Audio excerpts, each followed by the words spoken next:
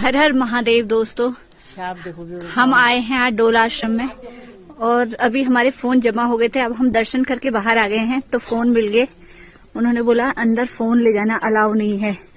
इस मंदिर के अंदर विश्व की सबसे बड़ा श्री यंत्र है और ये राजराजेश्वरी स्थापित है इसके अंदर।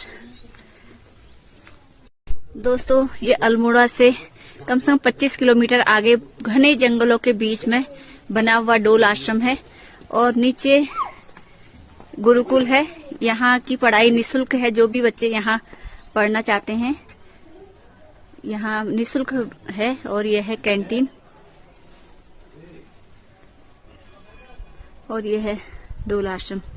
बहुत शांति है यहाँ पे, लेकिन इसके अंदर कैमरा अलाउ नहीं है। ध्यान कर सकते हैं और ऊपर रहने का फ्री है।